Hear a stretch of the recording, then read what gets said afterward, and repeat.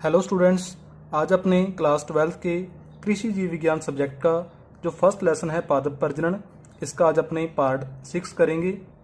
आज अपने इस पार्ट में दो टॉपिक करेंगे कंप्लीट।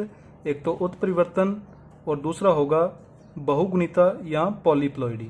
बहुगुणिता या पॉलीप्लॉइडी दोनों टॉपिक मोस्ट इंपॉर्टेंट है एग्जाम के लिए। बड़ा क्वेश्चन भी आता है और छोटे क्वेश्चन भी पूछे जाते हैं।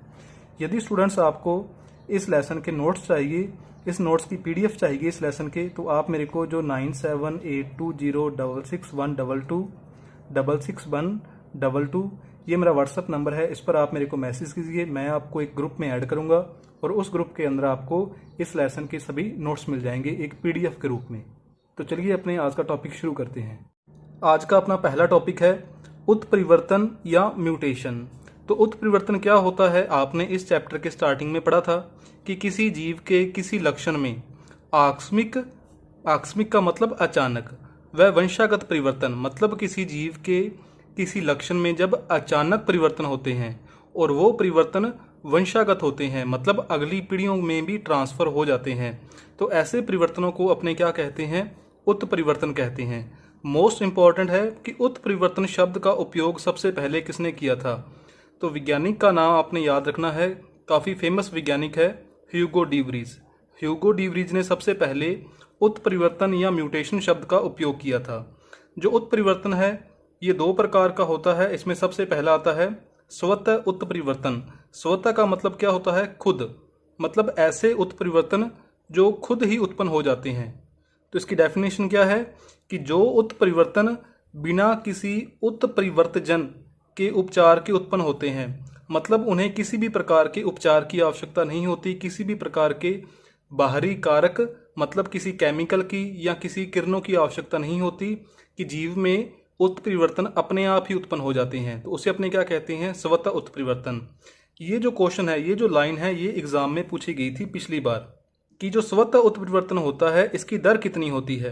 तो इसकी दर पूछी गई थी, तो मोस्ट इंपॉर्टेंट है इसकी दर आपने याद रखनी है कि जो स्वतः उत्परिवर्तन होता है इसकी दर कितनी होती है, 10 की पावर -7 से 10 की पावर -4। दूसरा इसका टाइप है प्रेरित उत्परिवर्तन, मतलब ऐसे उत्परिवर्तन जो किसी भौतिक या रासायनिक उत्परिवर्तजन क्या होते हैं, ऐसे कारक जो उत्परिवर्तन उत्पन्न करते हैं। कि जब उत्परिवर्तन किसी भौतिक या रासायनिक उत्परिवर्तजन की सहायता से या इनके उपचार से उत्पन्न होते हैं, तो उसे अपने क्या कहते हैं, प्रेरित उत्परिवर्तन। मतलब जब उत्परिवर्तन अपने आप उत्पन्न हो जाते हैं तो उसे अपने कहते हैं स्वतः उत्परिवर्तन, और जब अपने किसी सहायता से या किसी बाहरी कारक की सहायता से अपने उत्परिवर्तन उत्पन्न करते हैं तो उसे अपने क्या कहते हैं, प्रेरित उत्परिवर्तन। जो प्रेरित उत्परिवर्तन है, प्रेरित उत्परिवर्तन की दर स्वतः उत्परिवर्तन की तुलना में ज़्यादा होती है। मतलब प्रेरित उत्परिवर्तन की दर स्वतः उत्परिवर्तन की तुलना में कई गुना ज़्यादा होती है, क्योंकि स्वतः उत्परिवर्तन तो खुद उत्पन्न हो रहे हैं, इसलिए इनकी दर काफ़ी कम होती है। लेकिन जो प्रेरित उत्परिवर्तन है ये तो मनुष्य के द्वारा उत्पन्न किए जाते हैं, इसलिए इनकी दर ज़्यादा होती है। नेक्स्ट आता है उत्परिवर्तन प्रेरण। मतलब फिर वही बात आ गई, थोड़ा सा इसमें घुमाकर पूछा गया है उत्परिवर्तन प्रेरण कि कुछ भौतिक व रासायनिक कारक होते हैं जिनकी सहायता से अपने उत्परिवर्तन उत्पन्न कर सकते हैं, तो उस प्रक्रिया को अपने क्या कहते हैं, उत्परिवर्तन प्रेरण। मतलब उत्परिवर्तन उत्पन्न करने की क्रिया को उत्परिवर्तन प्रेरण कहते हैं। इसकी जो बुक में डेफिनेशन दी हुई है ये इस प्रकार है कि कुछ भौतिक व रासायनिक कारकों द्वारा उपचार करने पर जीनों में उत्परिवर्तन होने को उत्परिवर्तन प्रेरण कहते हैं। और सामान्य लैंग्वेज में इसकी परिभाषा आप क्या लिख सकते हो कि उत्परिवर्तन उत्पन्न करने की प्रक्रिया को उत्परिवर्तन प्रेरण कहते हैं। और अपने उत्परिवर्तन किनकी सहायता से उत्पन्न कर सकते हैं, भौतिक व रासायनिक कारकों द्वारा। नेक्स्ट इसमें डेफिनेशन आती है उत्परिवर्तजन, मतलब ऐसे कारक जो उत्परिवर्तन उत्पन्न करते हैं उन्हें अपने क्या कहते हैं, उत्परिवर्तजन। जैसे आपने पीछे पढ़ा था भौतिक कारक और रासायनिक कारक, तो उन भौतिक कारकों और रासायनिक कारकों को अपने क्या कहेंगे, उत्परिवर्तजन। मतलब जो कारक उत्परिवर्तन उत्पन्न कर सकते हैं उन कारकों को अपने उत्परिवर्तजन कहते हैं। तो इन कारकों को या इन उत्परिवर्तजन को अपने आगे दो प्रकारों में विभाजित किया है। तो सबसे पहले हैं भौतिक उत्परिवर्तजन और दूसरे हैं रासायनिक उत्परिवर्तजन। भौतिक उत्परिवर्तजन में कौन से कारक आएंगे, इसमें आएंगी किरणें, मतलब एक्स किरणें, गामा किरणें और पैराबैंगनी किरणें। मतलब इन किरणों की सहायता से अपने उत्परिवर्तन उत्पन्न कर सकते हैं। और रासायनिक उत्परिवर्तन में क्या आएंगे? रसायन आएंगे, मतलब केमिकल आएंगे। जैसे जो अपने फसलों पर जिनका अपने छिड़काव करते हैं, जैसे विभिन्न प्रकार के कीटनाशक हो सकते हैं, कवकनाशक हो सकते हैं, कि इनके कारण भी पौधों के अंदर उत्परिवर्तन उत्पन्न हो सकते हैं। कि रासायनिक उत्परिवर्तन रसायनों के द्वारा उत्पन्न होते हैं, मतलब केमिकलों के द्वारा उत्पन्न होते हैं। इसके बाद नेक्स्ट हेडिंग आती है उत्परिवर्त प्रजनन। तो इसमें देखिए कि मूलर द्वारा, मूलर क्या है? एक वैज्ञानिक का नाम है। कि मूलर द्वारा एक्स किरणों की खोज करने के बाद, कि एक्स किरणों की खोज किसने की थी? मूलर ने की थी। कि सबसे पहले मूलर ने बताया था कि एक्स किरणों के द्वारा अपने उत्परिवर्तन उत्पन्न कर सकते हैं। कि मूलर द्वारा एक्स किरणों की खोज करने के बाद उत्परिवर्तन प्रजनन के कार्यक्रम शुरू किए गए। मतलब उत्परिवर्तन के द्वारा पौधों की नई नई किस्में तैयार करने के लिए जो कार्यक्रम थे वो शुरू किए गए। तो उत्परिवर्तजन मतलब ऐसे कारक जो उत्परिवर्तन उत्पन्न करते हैं। उत्परिवर्तजन के उपयोग से उत्परिवर्तन प्रेरण, मतलब उत्परिवर्तन उत्पन्न को उत्परिवर्तजनन कहते हैं। मतलब वही डेफिनेशन है, तो अलग लैंग्वेज में आ गई कि उत्परिवर्तजन मतलब भौतिक कारक और रासायनिक कारक के उपयोग से उत्परिवर्तन उत्पन्न करने को उत्परिवर्तजनन कहते हैं। इन उत्परिवर्तजनों या इन कारकों का पादप प्रजनन या फसल सुधार में उपयोग उत्परिवर्तन प्रजनन कहलाता है।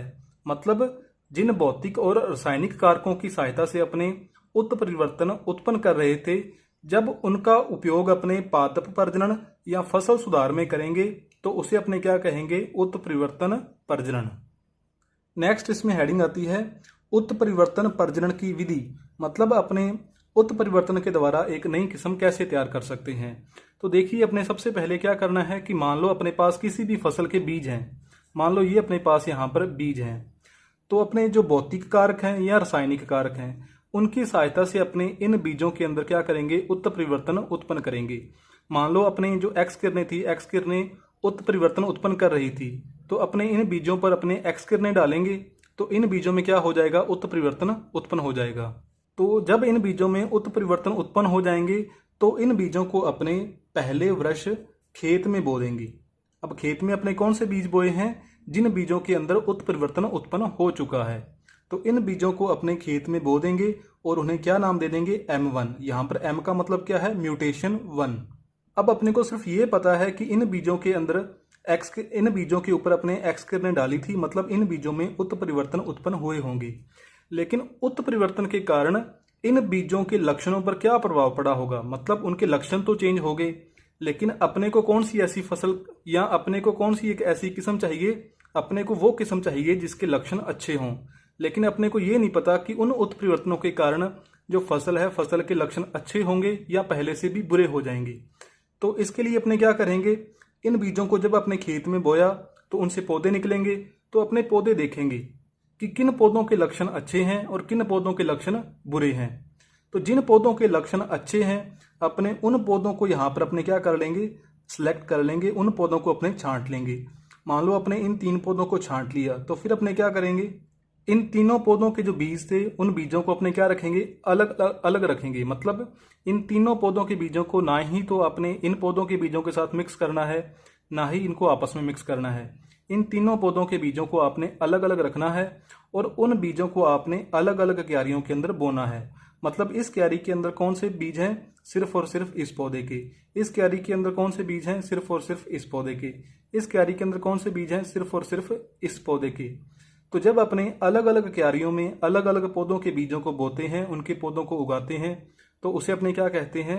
एकल पादप संततियां। कौन सी संततियां? एकल पादप संततियां। मतलब एक क्यारी के अंदर एक ही पादप की संततियां हैं। अब फिर अपने क्या करेंगे? दूसरे वर्ष जब यहाँ पर जो पौधे उग आएंगे तो इन पौधों के अंदर या इन पौधों में से अपने उन पौधों को छांटेंगे जो ज़्यादा उर्वर होंगे। मतलब जिन पर ज़्यादा फूल लगेंगे, जिनकी हाइट अच्छी होगी, मतलब ना ही तो ज़्यादा होगी ना ही कम होगी, मतलब सामान्य हाइट होगी लेकिन उसमें फूल ज़्यादा लगेंगे। मतलब उनकी जो उर्वर क्षमता है वो अच्छी होगी। तो ऐसे पौधों को अपने छांट लेना है जिन पर बीमारियां कम लगी होंगी। तो उन पौधों को अपने छांटना है और फिर अपने क्या करना है, उन पौधों के बीजों को आपने अलग अलग रखना है। मतलब आगे भी अपने जो तीसरे वर्ष जो M3 होगा, यहाँ पर भी अपने कौन सी संततियाँ उगाएंगे, एकल पादप संततियाँ उगाएंगे। फिर अपने इन पौधों में से फिर अपने जो उर्वर पौधे होंगे, जो ओजपूर्ण पौधे होंगे, उन पौधों को अपने छांट लेना है।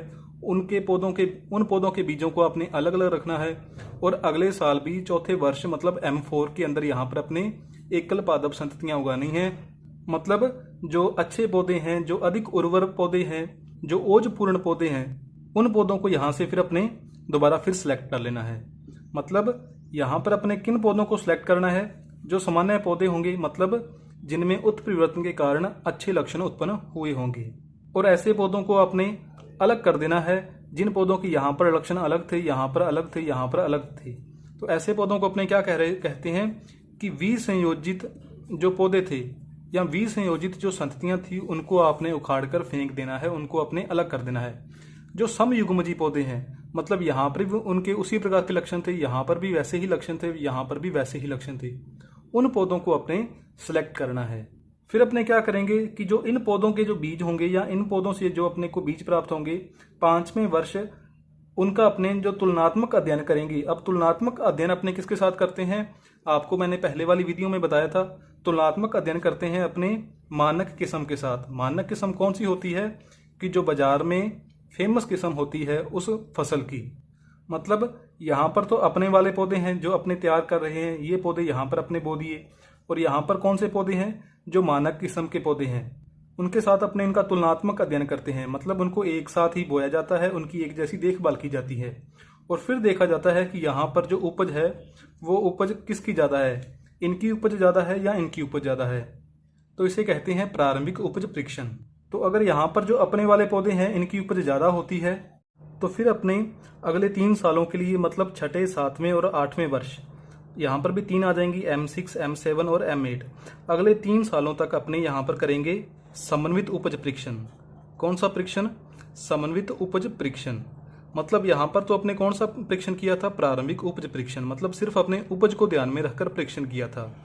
यहाँ पर अपने 3 सालों तक समन्वित उपज परीक्षण करेंगे। मतलब यहाँ पर जो गुणवत्ता है, गुणवत्ता के साथ साथ जो पौधों की रोगरोधिता का भी अपने अध्ययन करेंगे। कि मान लो यहाँ पर जो अपने वाली वैरायटी है इसकी उपज तो ज़्यादा है, लेकिन यदि उपज ही ज़्यादा होगी, जो अपने जो उत्पादन होगा, जो मतलब अपने को उससे उत्पाद मिलेगा, उस उत्पाद की गुणवत्ता भी अपने यहाँ पर आगे चेक करेंगे कि किसकी जो गुणवत्ता है वो अच्छी होती है। और गुणवत्ता के साथ साथ जो पौधों की रोगरोधिता क्षमता होती है, रोग प्रतिरोधक क्षमता होती है, उसका भी अध्ययन किया जाता है 3 सालों के लिए। तो इस प्रकार के परीक्षण को अपने क्या कहते हैं, समन्वित उपज परीक्षण। यदि इस परीक्षण में भी जो अपने वाली वैरायटी है वो अच्छी साबित होती है, तो फिर अपने 9वें वर्ष इन पौधों के बीजों का अपने गुणन करते हैं और गुणन करने के बाद उसे अपने किसानों के अंदर वितरित कर देते हैं। तो इस प्रकार अपने उत्परिवर्तन की सहायता से एक अच्छी वैरायटी तैयार कर सकते हैं। नेक्स्ट आता है उत्परिवर्तन प्रजनन का प्रयोग, कि इसके द्वारा उपज सहित मात्रात्मक लक्षणों में भी सुधार लाया जा सकता है। तो सिंपल एक लाइन है, इसे आप याद रख सकते हो, इसमें कोई समझाने वाली बात नहीं है। नेक्स्ट इंपॉर्टेंट टॉपिक आता है उत्परिवर्तन के बाद बहुगुणिता या पॉलीप्लॉइडी। तो इसकी डेफिनेशन क्या होती है, मैंने आपको इस चैप्टर के स्टार्टिंग में ही समझाया था कि किसी द्विगुणित प्रजाति की, मतलब जो मनुष्य है, मनुष्य में किस प्रकार की कोशिकाएं होती हैं, द्विगुणित कोशिकाएं होती हैं, कि किसी द्विगुणित प्रजाति की कायिक कोशिकाओं में उपस्थित गुणसूत्रों की संख्या में कमी या वृद्धि को बहुगुणिता या संख्यात्मक गुणसूत्र विपथन कहते हैं। अपने यहाँ पर समझ सकते हैं कि जो मनुष्य है, मनुष्य की जो कायिक कोशिकाएं होती हैं उसमें गुणसूत्रों की संख्या कितनी होती है, कायिक कोशिकाओं में जो गुणसूत्रों की संख्या होती है वो होती है 44। तो ये क्या कह रहा है कि किसी द्विगुणित प्रजाति की कायिक कोशिकाओं में उपस्थित गुणसूत्रों की संख्या, तो कायिक कोशिकाओं में गुणसूत्रों की संख्या कितनी है, 44। गुणसूत्रों की संख्या में कमी या वृद्धि को, मतलब यदि इनमें से कमी हो जाए कि मतलब 44 - 1 43 हो जाए, या 44 - 2 42 हो जाए, ये तो कमी हो गई, या वृद्धि हो जाए मतलब +2 हो जाए या +1 हो जाए, मतलब 45 46 हो जाए या 45 हो जाए। तो कमी या वृद्धि को अपने क्या कहते हैं, बहुगुणिता या संख्यात्मक गुणसूत्र विपथन। मतलब कायिक कोशिकाओं में जो गुणसूत्र उपस्थित होते हैं उन गुणसूत्रों की संख्या में कमी को या वृद्धि को अपने क्या कहते हैं, बहुगुणिता या संख्यात्मक गुणसूत्र विपथन। अब बहुगुणिता आगे दो प्रकार की है। सबसे पहला है असुगुणिता और फिर आती है सुगुणिता। तो सबसे पहले अपने पढ़ते हैं असुगुणिता के बारे में कि जब कोशिका के द्विगुणित गुणसूत्रों की संख्या में कमी या वृद्धि एक या एक से अधिक होती है तो उसे अपने कहते हैं असुगुणिता। मतलब इस प्रकार अपने पास 44 गुणसूत्र थे। इन 44 गुणसूत्रों में यदि मतलब इस प्रकार कमी हो, -1 हो जाए या -2 हो जाए, या इस प्रकार वृद्धि हो, 44 + 1 हो जाए या 44 + 2 हो जाए, तो इस प्रकार की वृद्धि होती है तो उसे अपने कहते हैं असुगुणिता। मतलब जो कमी या वृद्धि होगी वो 1, 2 ऐसे होगी, या तो 1 या 2 कम ज़्यादा हो जाएंगे या ज़्यादा हो जाएंगे। फिर आती है सुगुणिता कि जब कोशिका के द्विगुणित गुणसूत्रों की प्रतियां कम या ज़्यादा हो जाएं। मतलब इस प्रकार कि 2n = कितने थे, 44, और n = कितने हो जाएंगे, 22, कि जब जो इनकी कॉपियां हैं या प्रतियां हैं वो ही कम या ज़्यादा हो जाएंगी। मतलब सीधा इस प्रकार ही कम होगा कि यदि 2n = 44 है तो वो 43 नहीं होगा, वो 42 नहीं होगा। यदि वो कम होगा तो सीधे ही कितना हो जाएगा, मतलब इसका हाफ हो जाएगा 22। और अगर यदि बढ़ेगा तो वो क्या हो जाएगा, 3n हो जाएगा। मतलब कितना हो जाएगा 44 से आगे 66। इस प्रकार मतलब जब 1 कम होंगे, 2 कम होंगे, या 1 बढ़ेंगे या 2 बढ़ेंगे तो उसे तो अपने कहते हैं असुगुणिता। और जब इनकी कॉपियां ही कम या ज़्यादा होने लगती हैं तो उसे अपने क्या कहते हैं, सुगुणिता। अब अपने इसके चार्ट को समझने की कोशिश करते हैं कि गुणसूत्रों में संख्यात्मक परिवर्तन, मतलब ये दो प्रकार का था, असुगुणिता और सुगुणिता। तो सबसे पहले इसने असुगुणिता को भी दो भागों में बांट दिया, अधोगुणिता और अधिगुणिता। मतलब अधोगुणिता मतलब जो असुगुणिता था उसमें कम भी हो रहे थे गुणसूत्र और बढ़ भी रहे थे। ठीक है, मतलब जब गुणसूत्र 1 या 1 से ज़्यादा कम होंगे तो उसे तो अपने क्या कहते हैं, अधोगुणिता के अंदर वो आएंगे। और जब जो बढ़ने वाली कंडीशन थी वो किसके अंदर आती है, अधिगुणिता के अंदर आती है। तो अधोगुणिता भी आगे दो प्रकार का था, एक न्यून सूत्र था और द्विन्यून सूत्र था। मतलब जब उस 2n में से, मतलब जो 44 में से सिर्फ एक गुणसूत्र कम होगा तो उसे तो अपने क्या कहेंगे, एक न्यून सूत्रता। एक का मतलब एक, न्यून का मतलब कम होना, सूत्रता का मतलब गुणसूत्रों में से, कि गुणसूत्रों में से जब एक गुणसूत्र कम होगा तो उसे अपने क्या कहेंगे, एक न्यून सूत्रता। और जब इस 2n में से 2 गुणसूत्र कम होंगे तो उसे अपने क्या कहेंगे, द्विन्यून सूत्रता। और इसी प्रकार उल्टा हो जाएगा अधिगुणिता के अंदर कि वहां पर गुणसूत्र बढ़ रहे थे तो जब 2n में से एक गुणसूत्र बढ़ेगा तो उसे अपने क्या कहेंगे, एकाधी सूत्रता। और जब इसमें 2 गुणसूत्र बढ़ेंगे तो उसे अपने क्या कहेंगे, द्विअधि सूत्रता। और फिर अपने बात करें सुगुणिता की, तो सुगुणिता भी आगे दो प्रकार का होता है, स्वबहुगुणिता और परबहुगुणिता। तो सबसे पहले अपने पढ़ें स्वबहुगुणिता के बारे में। तो ये 3 प्रकार की है, एक गुणिता व अगुणिता, फिर द्विगुणिता और त्रिगुणिता। तो एक गुणिता का मतलब क्या हो जाएगा, हैप्लॉइड, अगुणित। द्विगुणित का मतलब इस प्रकार 2n, और त्रिगुणित का मतलब 3n। मतलब इस प्रकार कि जब गुणसूत्रों की एक ही कॉपी उपस्थित होगी तो वो तो आ जाएगा अगुणिता के अंदर। 2 कॉपियां प्रेजेंट होंगी जैसे मनुष्य के अंदर होती हैं तो वो आ जाएगा द्विगुणित के अंदर। और 3 कॉपियां उपस्थित होंगी तो वो किसके अंदर आ जाएगा, त्रिगुणिता के अंदर। और फिर अपने बात करें पर बहुगुणिता की, तो ये 2 प्रकार का है, पर चतुर्गुणिता और पर षटगुणिता। मतलब यहाँ पर अपने खत्म किया था 3n पर, मतलब 3 कॉपियां प्रेजेंट थी, और जब उसकी 4 कॉपियां प्रेजेंट होंगी 2n + 1 और 2n 2, मतलब 4 कॉपियां हो जाएंगी उनकी तो वो आ जाएगा पर चतुर्गुणिता के अंदर। और जब 6 कॉपियां होंगी मतलब इस प्रकार, तो वो किसके अंदर आ जाएगा, वो आ जाएगा पर षटगुणिता के अंदर। मतलब 6 कॉपियां होगी यहाँ पर, 2, 4 और 6। तो नेक्स्ट आता है असुगुणिता के पादप प्रजनन में उपयोग। तो सबसे पहला है कि न्यून सूत्रियों के द्वारा, न्यून सूत्री मतलब जिसमें गुणसूत्र कम हो रहे थे, कि न्यून सूत्रियों के प्रयोग द्वारा प्रतिस्थापन लाइनें बनाई जाती हैं। प्रतिस्थापन लाइनों के माध्यम से एक जाति से दूसरी जाति में रोधिता जीनों का स्थानांतरण किया जा सकता है। मतलब प्रतिस्थापन लाइनें क्या होती हैं कि मतलब ये एक जाति है, जाति 1, और ये है दूसरी जाति, जाति 2। तो न्यून सूत्रियों के द्वारा जो किस्में तैयार की जाती हैं उन किस्मों में क्या होता है कि जो एक जाति के पौधों में जो बीमारी के प्रति प्रतिरोधक जीन पाए जाते हैं, उन प्रतिरोधक जीनों को या उन जीनों को जिनके कारण बीमारी के प्रति प्रतिरोधक क्षमता उत्पन्न हो जाती है, उन जीनों को एक जाति के पौधों से दूसरी जाति के पौधों में ट्रांसफर किया जा सकता है। किसके द्वारा? न्यून सूत्रियों के द्वारा। कि न्यून सूत्रियों के द्वारा जो नई किस्में तैयार की जाती हैं, उनकी सहायता से अपने एक जाति के पौधों से उन जीनों को अपने दूसरी जाति में ट्रांसफर कर सकते हैं, जिन जीनों की सहायता से बीमारियों के प्रति प्रतिरोधक क्षमता उत्पन्न होती है। दूसरा आता है एकादी सूत्रियों के उपयोग। एकादी सूत्री कौन से थे? मतलब जब एक गुणसूत्र बढ़ रहा था। कि एकादी सूत्रियों का उपयोग विदेशी योग लाइनों के उत्पादन के लिए किया जाता है। मतलब इसमें क्या होता है कि इनमें गुणसूत्र एक जाति से दूसरी जाति में स्थानांतरित किए जा सकते हैं। मतलब उसमें क्या होता है कि ये मान लो एक जाति है, उसके अंदर 2n गुणसूत्र पाए गए हैं, लेकिन एकादी सूत्री में क्या होता है कि एक गुणसूत्र बढ़ जाता है। तो ये एक गुणसूत्र किसमें कहाँ से आएगा? जो दूसरी जाति थी, कि एक जाति में गुणसूत्र कितने थे? 2n। तो एकादी सूत्रियों के द्वारा किसी भी जाति में दूसरी जाति के गुणसूत्र के जीन को अपने ऐड कर सकते हैं। कि एकादी सूत्रियों का उपयोग विदेशी योग लाइनों के उत्पादन के लिए किया जाता है। मतलब ऐसी किस्में तैयार की जाती हैं जिसमें कोई विदेशी जीन भी उपस्थित होता है, कि इनमें गुणसूत्र एक जाति से दूसरी जाति में ट्रांसफर किए जाते हैं। नेक्स्ट आता है द्विन्यून सूत्री। द्विन्यून सूत्री कौन से थे? जब ये कंडीशन थी 2n-2। कि द्विन्यून सूत्रियों के उपयोग यह निश्चित करने के लिए किया जाता है कि कौन सा जीन किस गुणसूत्र पर उपस्थित है। मतलब जैसे अपने मनुष्य का एग्जाम्पल है, तो मनुष्य में कितने गुणसूत्र होते हैं? 46 गुणसूत्र होते हैं, और इन 46 गुणसूत्रों पर अलग अलग जीन प्रेजेंट होते हैं अलग अलग जगह पर। तो जो द्विन्यून सूत्री हैं उनका उपयोग अपने किस चीज के लिए करते हैं? कि यह निश्चित करने के लिए करते हैं कि कौन से गुणसूत्र पर कौन सा जीन उपस्थित होता है। नेक्स्ट आता है अगुणित का पादप प्रजनन में उपयोग।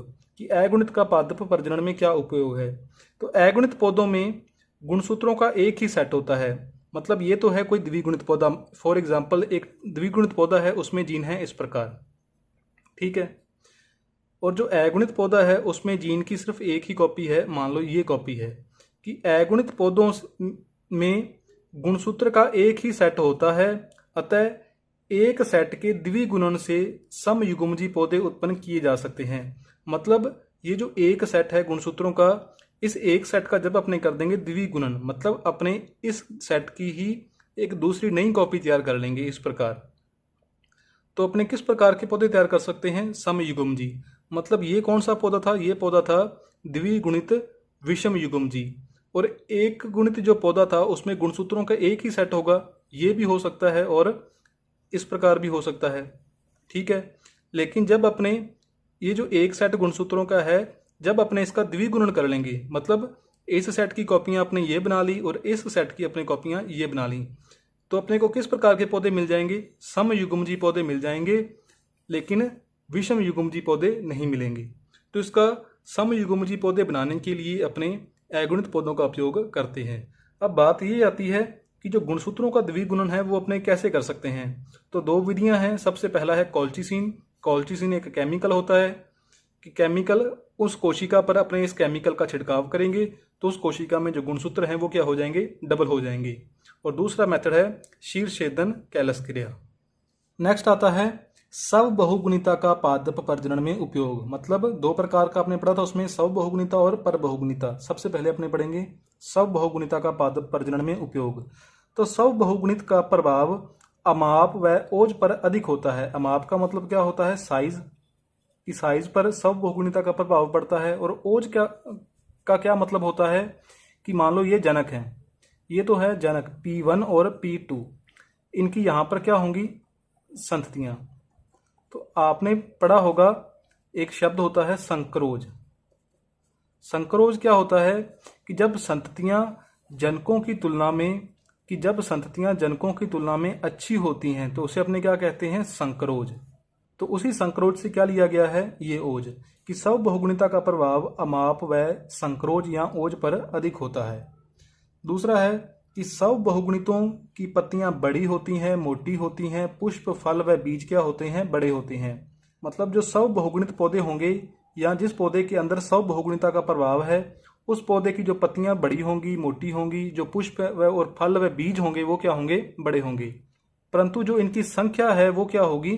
कम होगी। किससे? द्विगुणित से।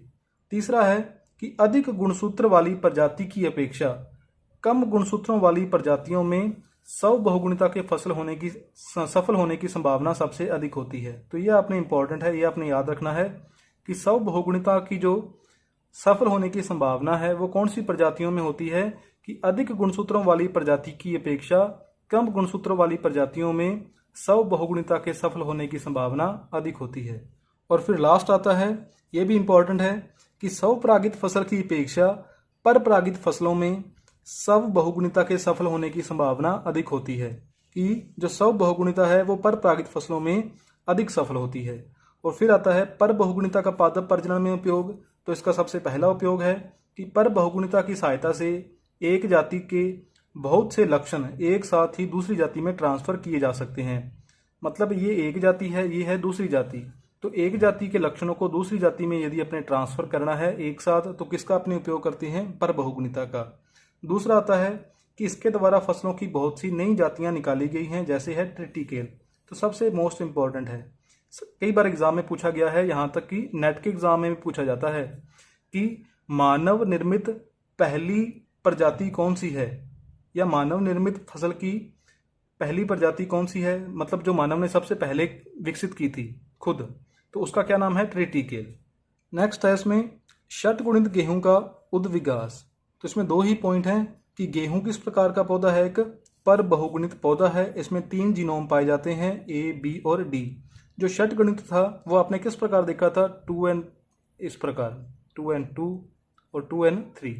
किस प्रकार का पौधा है? एक तो पर बहुगुणित है, और पर बहुगुणित में भी कौन सा है? षटगुणित, मतलब इस प्रकार 2, 4 और 6। तो इसमें कितने जीनोम पाए गए हैं? इसमें 3 जीनोम पाए गए हैं, जीनोम के 3 सेट पाए गए हैं। जो जीनोम ए है ये इसका क्या नाम है? ट्रिटिकम मोनोकोकम। जो जीनोम बी है ये अज्ञात है, संभवतः लुप्त हो गया है। और जो जीनोम डी है इसका क्या नाम है? एजिलोपस। तो ये पूछा जाता है एग्जाम में कि जीनोम ए कौन सा है, जीनोम डी कौन सा है। और गेहूं कौन सा पौधा है? पर बहुगुणित पौधा है, और पर बहुगुणित के अंदर भी कौन सा है? षटगुणित। षटगुणित का मतलब क्या है कि इसमें 3 जीनोम पाए जाएंगे, ए, बी और डी। तो आज अपने 2 टॉपिक कंप्लीट हो गए, उत्परिवर्तन और बहुगुणिता।